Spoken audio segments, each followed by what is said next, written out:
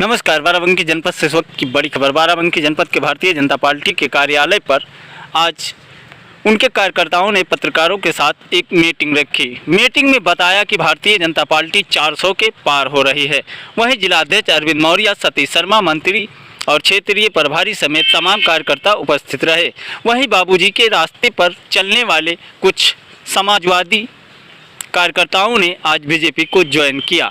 वहीं बीजेपी के जो कार्यकर्ता थे उनको अंगोछा पहनाकर सम्मानित किए और बताए कि ये समाजवादी के लोग हैं जो भारतीय जनता पार्टी सनातन धर्म को बढ़ावा देती है। इसलिए भारतीय जनता पार्टी में जो सपा के कार्यकर्ता हैं लगातार बीजेपी को ज्वाइन कर रहे हैं।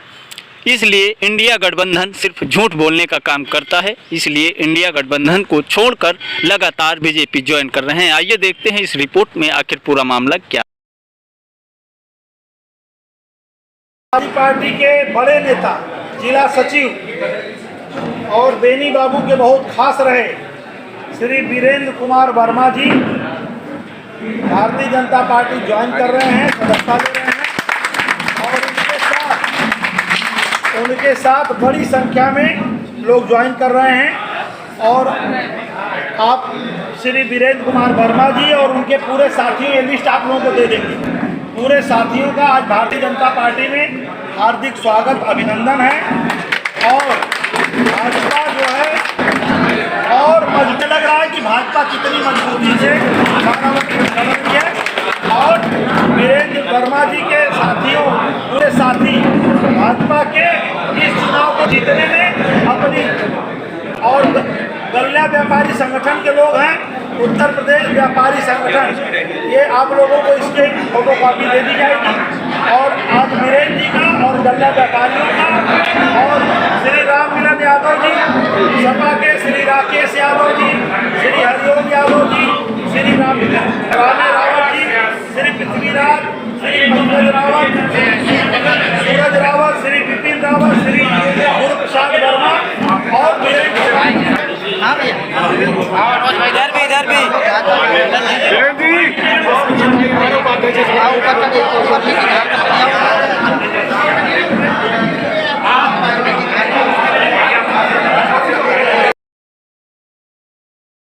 लोगों के साथ कि जो है विपक्ष में होने के बाद भी कहीं जनता में दिखते नहीं है, क्योंकि उनके एसी, उनके नेता जो है एसी कल्चर वाले हैं, तो अपने नेता से प्रेरणा लेके उनके कार्यकर्ता साल भर चुनाव के पहले कोई सपा बसपा कांग्रेस के लोग कोई एक कह दीजिए धरना प्रदर्शन विपक्ष के रूप में कुछ करते हो बताइए, कुछ नहीं करते। हमारे नेता बहुत मजबूती से लगे हैं, बहुत अच्छे ढंग से लगे हैं और सब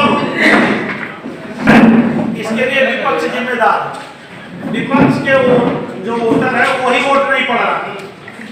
जिन पोलिंग बूथों पर मैं किसी धर्म जाति का नाम नहीं लूंगा, ज्यादा पड़ रहा है, विपक्ष का वोट जो पड़ता था वो कम पड़ रहा है। और इसके लिए सीधे और सीधे सपा बसपा कांग्रेस जिम्मेदार है, क्योंकि वो अपने वोटर को विश्वास नहीं दिला पाए कि उनका प्रत्याशी कहीं जीत रहा है या उनकी कहीं सरकार बन रही है। कोई विश्वास नहीं करता। पूरे देश में हो रहा था वो गए सब जगह, वो उस समय मंत्री थे मध्य प्रदेश सरकार की, बड़ी बड़ी रैलियां हुई जहाँ तो कहे कि भाई देखिए वहाँ न तो सीएम थे न डिप्टी सीएम थे, मैं ही अकेले था प्राइम मिनिस्टर और वही कलेक्टर इंचार्ज थे। और बड़ी बड़ी रैली कैसरगंज में, गोंडा में, श्रावस्ती में और वहाँ जो है कि बहराइच में।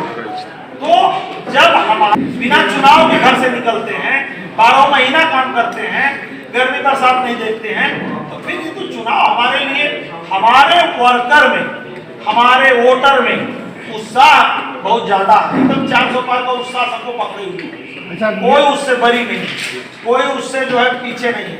उत्साह की कमी तो है सपा बसपा कांग्रेस में, उनका वोटर नहीं निकल रहा। जिन पोलिंग स्टेशनों पर आप बताए ना रामपुर कम हुआ ना, 9% कम हुआ, तो 9% किन लोगों का कम हुआ आप सोच लीजिए। उन्हीं के वोट, हमारा वोट नहीं कम हो रहा, ये सपा बसपा का वोट कम हो रहा। और सपा बसपा का वोटर का क्या रहा है कि तुम जब धरना प्रदर्शन कभी करते नहीं, कभी तुम एक सभा करने, एक रैली करने आते नहीं हो जब चुनाव नहीं होता है, हम तो तुम्हारी बात माने, न तुम्हारी सरकार बन रही है, न तुम्हारा एमपी जीत रहा है। तो जब कोई जीत ही नहीं रहा तो कम से कम हम लोग धूप से बच लें।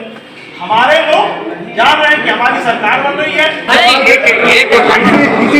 वहाँ चुनाव में राजस्थान के और एक वहाँ उनकी सरकार थी और उनकी सरकार थी और पिछली बार उनके मुख्यमंत्री परियोजना सिंचाई विभाग और ऊपर नहीं पाया रहा होता कुंभकर्ण बोले क्या कुंभकर्ण जो है लिफ्ट परियोजना।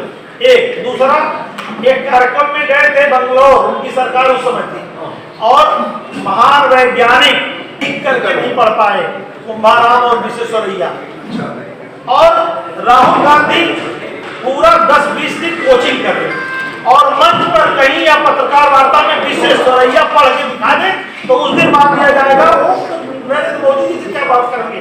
भारतीय जनता पार्टी का कोई जिलाध्यक्ष राहुल गांधी बहस करें और उसमें वो फेल हो जाने वाले हमारे जिलाध्यक्ष नहीं बहस कर सकते हैं, क्या वो बात करेंगे नरेंद्र मोदी जी से?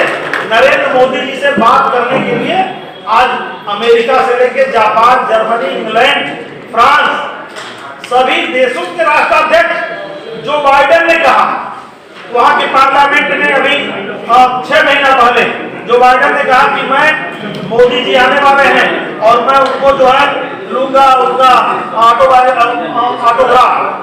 उन्होंने मुद्दा हमेशा चुनाव में देखिए एक चीज बता दें, भाजपा की जब उत्तर प्रदेश में 17 में सरकार बनी उसके पहले किसानों के 2-3 मुद्दे बहुत बड़े होते थे। पहला मुद्दा क्या होता था, जब रबी और खरीफ की बुआई होती थी तो यूरिया बहुत बड़ा संकट है, यूरिया मिलता नहीं था, लाठीचार्ज होता था। सरकार में आज रियल टाइम में गन्ना किसानों को भुगतान होता है। हम गेहूं धान से लेके 23 प्रकार के मोटे अनाज खरीदने वाले प्रदेश हैं, पूरे देश में खरीदा जा रहा है, उत्तर प्रदेश में खरीदा जा रहा है, तुरंत चेक मिलता है और कई चीनी मिलती बसपा की सरकार में चीनी बेची गई। पार्टी ने ऐसे आगे से तो